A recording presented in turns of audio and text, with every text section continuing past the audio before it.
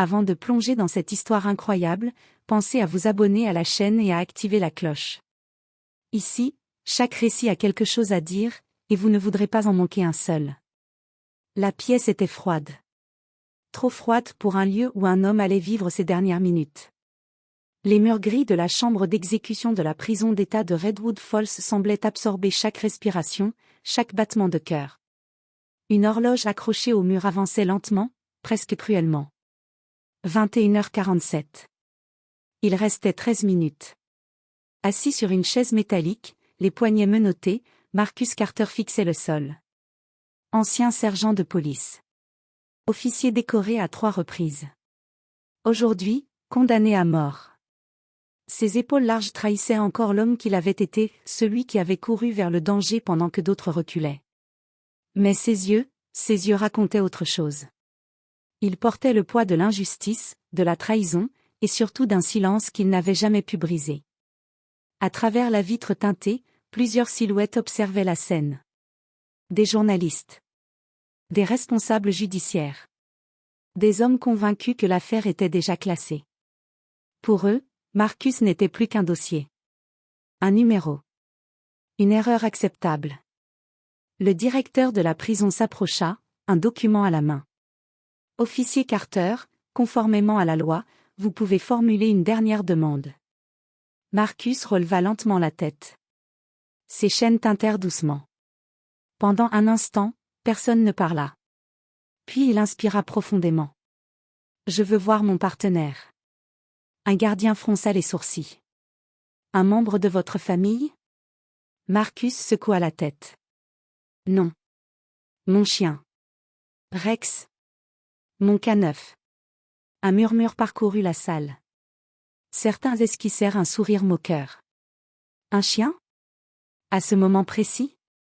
Le procureur présent ce soir-là, Daniel Whitmore, croisa les bras, visiblement agacé. C'est absurde. Nous sommes ici pour une exécution, pas pour un adieu sentimental. Marcus le fixa droit dans les yeux. Rex était avec moi cette nuit-là. Il a tout vu. Un silence pesant tomba. Personne ne répondit.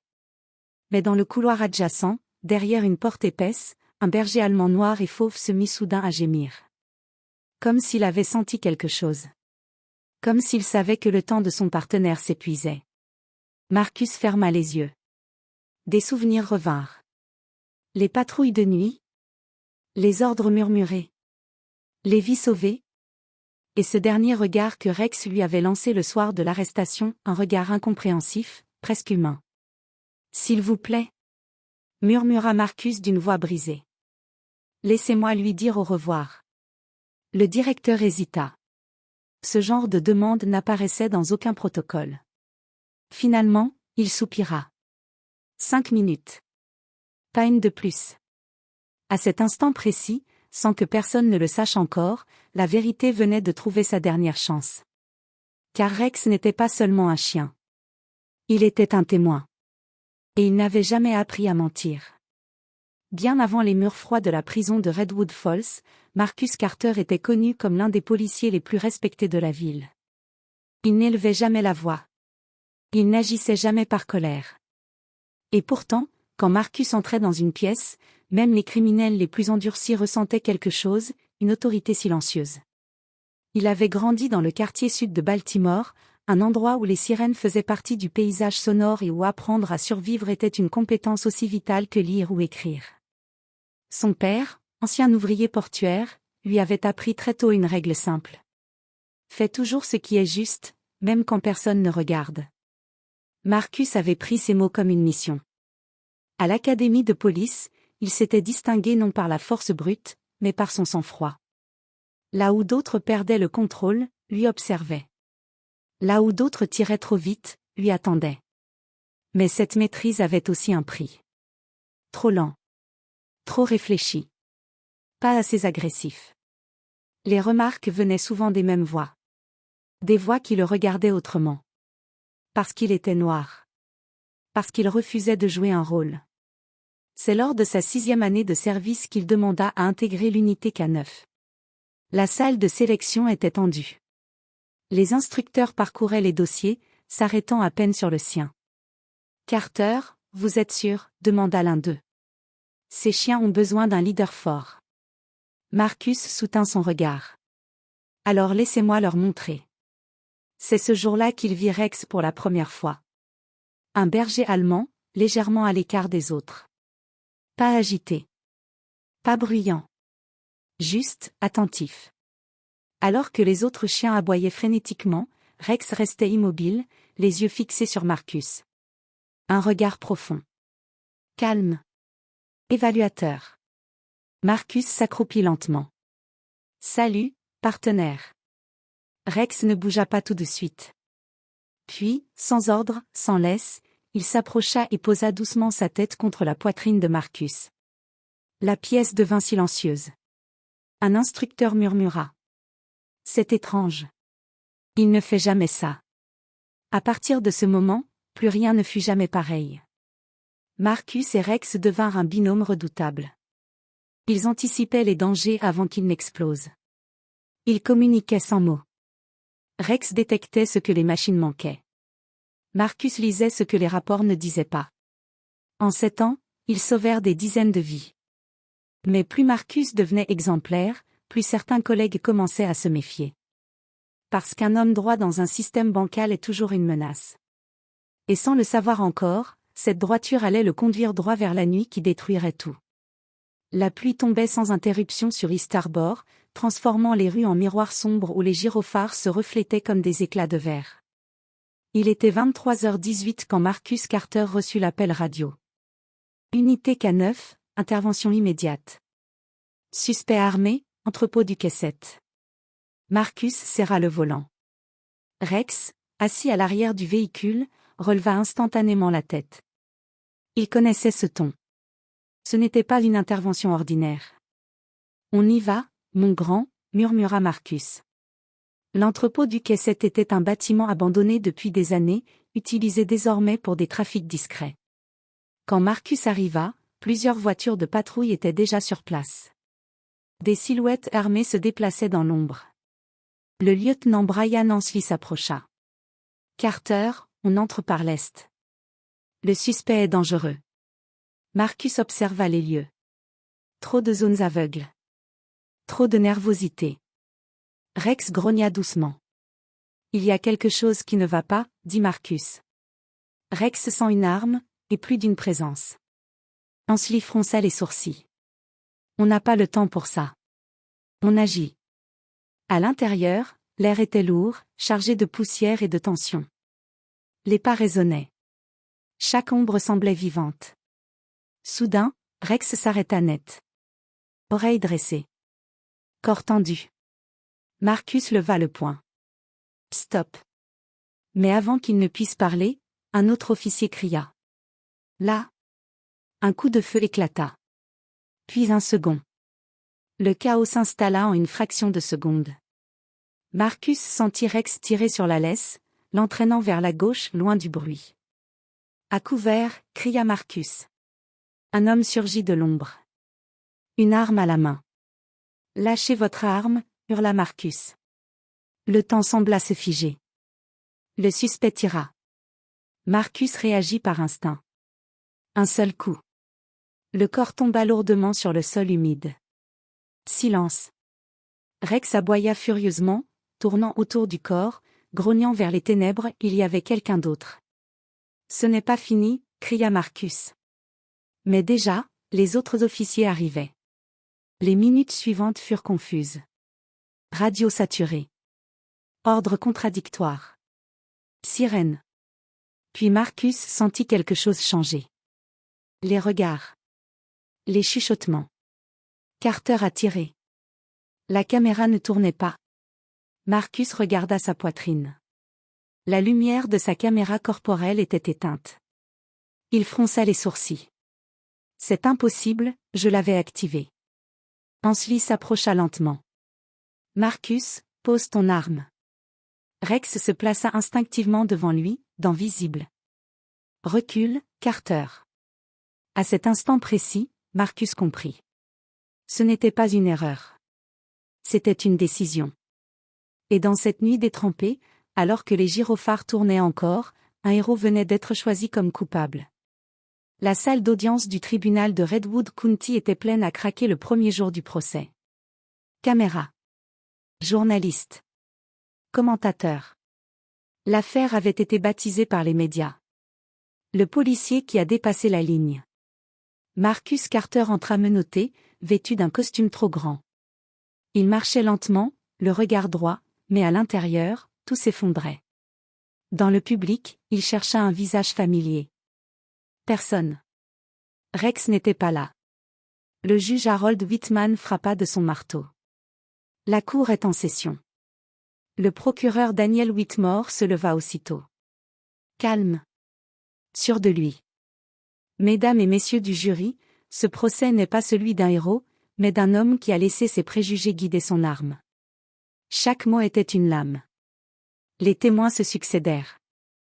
Un officier affirma que Marcus avait tiré sans sommation. Un autre déclara ne pas avoir vu d'arme sur le suspect. Quand l'avocat de la défense demanda pourquoi la caméra corporelle de Marcus était inactive, le procureur haussa les épaules. Dysfonctionnement technique. Aucune expertise indépendante ne fut autorisée. Marcus serra les poings. Quand ce fut son tour de témoigner, la salle se tut. J'ai donné l'ordre de lâcher l'arme, dit-il d'une voix ferme. Le suspect a tiré en premier. Rex l'a détecté avant tout le monde. Le procureur sourit. Un chien n'est pas un témoin fiable, officier Carter. Rires étouffés dans la salle. Puis vint le moment le plus cruel. La défense demanda que Rex soit autorisé à témoigner comme chien qu'à 9 certifié, au moins pour confirmer la présence d'une arme. Refusé.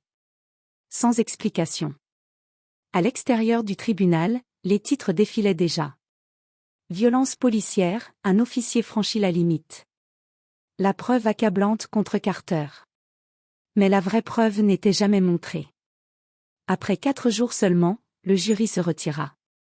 Le verdict tomba en moins de 2 heures. Coupable. Marcus sentit l'air quitter ses poumons. Le juge prononça la sentence. Peine de mort. Un murmure parcourut la salle. Marcus ne cria pas. Ne supplia pas. Il pensa seulement à Rex. Lorsqu'on l'emmena, il se retourna une dernière fois vers le public vide. Dans le couloir du tribunal, il croisa brièvement le regard de Whitmore. Le procureur ne souriait plus. Il avait l'air nerveux. Et pour la première fois depuis cette nuit-là, Marcus comprit une chose essentielle. Quelqu'un avait quelque chose à cacher. La chambre d'exécution était prête. Les sangles pendaient le long de la chaise métallique. Les techniciens évitaient de croiser le regard de Marcus Carter, comme si l'injustice devenait plus facile à supporter quand on ne la regardait pas en face. 21h58. 2 minutes. Marcus respirait lentement. Il ne priait pas. Il attendait. La porte s'ouvrit brusquement. Attendez. Tous se retournèrent. La jeune avocate Emily Rodriguez entra, essoufflée, suivie d'un gardien tenant une laisse. Au bout de cette laisse, Rex. Le chien hésita à peine une seconde avant de reconnaître Marcus. Il se mit à gémir, tirant violemment, les pattes glissant sur le sol lisse. Rex. Murmura Marcus, la voix brisée. Malgré les chaînes, Marcus s'agenouilla. Rex se jeta contre lui, enfouissant sa tête contre sa poitrine, comme pour vérifier qu'il était bien réel. La pièce entière se figea. Même les techniciens cessèrent de bouger. Mais soudain, quelque chose changea. Rex se raidit. Ses oreilles se dressèrent. Son regard quitta Marcus. Il se tourna lentement vers Daniel Whitmore, le procureur, resté au fond de la salle. Un grognement surmonta de sa gorge. Un son que les officiers K9 connaissaient trop bien. Qu'est-ce qu'il fait ? Demanda le directeur. Rex s'avança, tirant sur la laisse, les yeux fixés sur Whitmore. Il aboya violemment, sautant presque contre lui, griffant sa veste. Éloignez ce chien, cria Whitmore, pâle. Mais Rex s'arrêta net, le museau collé à la poche intérieure du procureur. Le gardien hésita, puis fouilla la veste. Une clé USB tomba au sol. Silence total. Emily la ramassa, la regarda. Qu'est-ce que c'est? Whitmore recula. C'est personnel. Branchez-la, dit calmement le directeur. Sur l'écran apparut une vidéo. Une caméra fixe de l'entrepôt du K7. Un angle jamais présenté au tribunal. On y voyait clairement le suspect sortir de l'ombre, arme levée. Le coup de feu. Puis la réaction de Marcus. La date. L'heure. Tout correspondait. Puis un second fichier s'ouvrit automatiquement. Un email signé Daniel Whitmore, ordonnant explicitement que cette vidéo soit retirée du dossier. Personne ne parla. Stoppez l'exécution, dit le directeur d'une voix blanche. Les sangles furent retirées. Marcus resta immobile, incapable de comprendre. Emily s'approcha de lui, les larmes aux yeux. Vous êtes libre, Marcus. Rex aboya joyeusement, tournant autour de lui. Ce soir-là, un homme échappa à la mort. Et un chien prouva que la vérité n'a pas besoin de mots. Le soleil se levait lentement sur Redwood Falls lorsque les portes de la prison s'ouvrirent. Pour la première fois depuis des années, Marcus Carter franchit ce seuil sans chaîne. Il cligna des yeux, presque surpris par la lumière du jour. Comme si le monde avait continué d'exister sans lui. Et puis, il sentit une présence. Rex. Le chien bondit vers lui, renversant presque un journaliste au passage, ignorant les caméras, les cris, les questions.